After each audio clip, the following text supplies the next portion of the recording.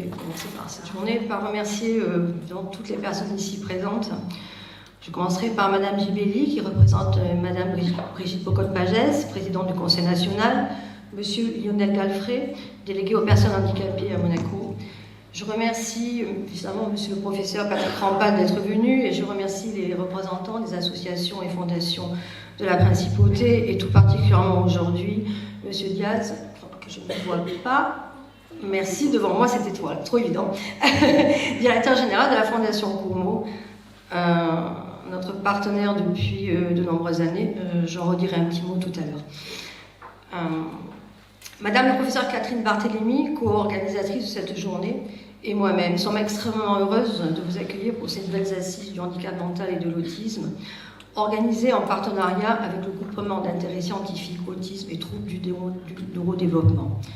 Le GIS, dont le rôle crucial a été mis en exergue cette année encore dans la nouvelle stratégie nationale française pour les troubles du neurodéveloppement, autisme, 10, TDAH, TDI, et ce plan ayant été annoncé le 14 novembre dernier, donc tout récemment. Je remercie Madame le professeur Catherine Barthélémy, chère Catherine, pour avoir initié dès 2017 avec le réseau Recherche Autisme à Viezan, devenu GIS en 2019, ce travail d'équipe fondamental en faveur des personnes avec autisme et TND. Merci pour votre engagement professionnel, mais surtout personnel. Car je sais que derrière chaque action, qu'elle soit scientifique, politique, il y a toujours du cœur et de l'humanité, et c'est ce qui fait que c'est grâce à vous que les choses peuvent avancer. Merci beaucoup. Je sais que vous avez passé le flambeau du GIS ces derniers jours au professeur Pierre Gressens, qui a désormais la grande charge de poursuivre vos travaux. Je le félicite très chaleureusement, il a été parmi nous il y a 2 ans déjà, lors de nos dernières assises. La thématique qui a été retenue pour cette journée, développer ses capacités tout au long de la vie, apport de la recherche scientifique et perspective, prend toute son acuité aujourd'hui au regard de la nouvelle stratégie nationale française.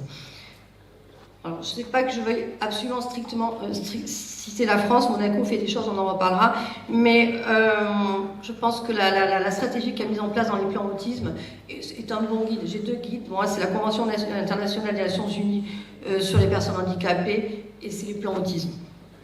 Alors, donc ils n'ont pas été élaborés ici, mais je pense que ça peut être une bonne jurisprudence pour tous. Alors, le sujet d'aujourd'hui me tient particulièrement à cœur, ainsi qu'à de nombreuses familles. Et c'est la proposition de nouvelles solutions d'accompagnement, avec la guidance et la supervision de Madame le professeur Catherine Barthélémy et du docteur Cynthia Pieracini, neuropsychiatre, que nous nous efforçons au sein de Monaco Discours de répondre aux multiples attentes des familles.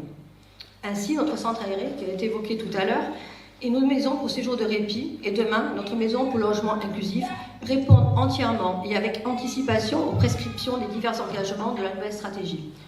L'engagement numéro 2, qui préconise de créer de nouvelles solutions par le déploiement de solutions d'accompagnement adaptées aux besoins des personnes, en déployant de nouveaux lieux de vie pour les adultes autistes ayant un profil très complexe, en créant des lieux de vie de petite taille, conformes au choix des personnes et mobilisant des professionnels formés et supervisés pour accompagner les personnes autistes et ou ayant un trouble du développement intellectuel, parfois avec une épilepsie sévère associée. En développant l'offre de logement inclusif, en tenant compte des spécificités des personnes autistes et en portant une attention plus forte au bâti des logements. Sur ce dernier point notamment, je tiens à dire que ce qui a guidé effectivement les constructions et des maisons d'Amélie, la maison des copains et de la future maison, c'est le bâti. La qualité de la proposition, la facilité d'usage et le respect des personnes et en considérant que celles-ci ont droit à un lieu de vie qui leur soit adapté mais également plaisant.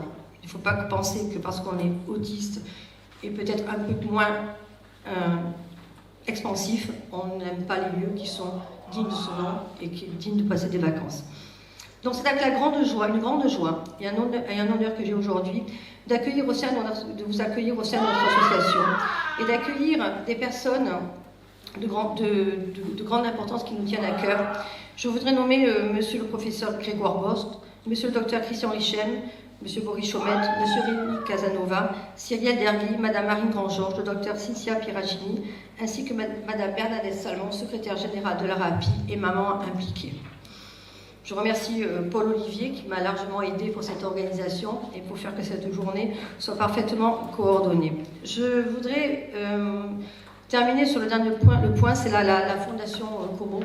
et qui nous a aidés, et justement aujourd'hui avec cette nouvelle stratégie on rentre complètement dedans, qui nous a soutenus sur les différents projets, hein, je viens de le dire depuis plus de 10 ans, depuis 2013 en fait, qui a cru en nos projets un peu particuliers, vous l'avez dit, de maisons de répit, et qui a cru pour la 3e fois a totalement adhéré à notre proposition de logement inclusif. C'était un peu peut-être osé de présenter ça après toutes ces années, encore ce projet, mais je dois dire que nous avons toujours eu une écoute particulièrement attentive à nos propositions et que c'est grâce à cette fondation, et M. Diaz, je vous remercie d'être là aujourd'hui, que nous allons pouvoir ouvrir très prochainement, enfin sur 2024, la maison de Delphine, qui sera une maison exclusivement réservée à la colocation inclusive et dévolue aux personnes souffrant d'autisme. Donc je vous remercie tous très chaleureusement, je vous permets de vous remercier particulièrement aujourd'hui, et de dire que finalement c'est grâce à... Vous avez parlé d'action caritative, mais elle ne se fait pas toute seule, l'action caritative. Bon, c'est vrai qu'il faut peut-être des personnes qui demandent. Je fais un peu ce rôle, c'est pas le rôle que je préfère, mais quand je vois et que je pense que l'ensemble de notre association voit le résultat, je pense qu'on peut ne pas regretter, on peut oser demander, et je vous remercie. Et je suis heureuse de vous avoir sollicité, parce que je tiens à dire quand même que la Fondation soutient entièrement le projet de la maison de Delphine. Voilà. Merci à tous, merci pour une très belle journée.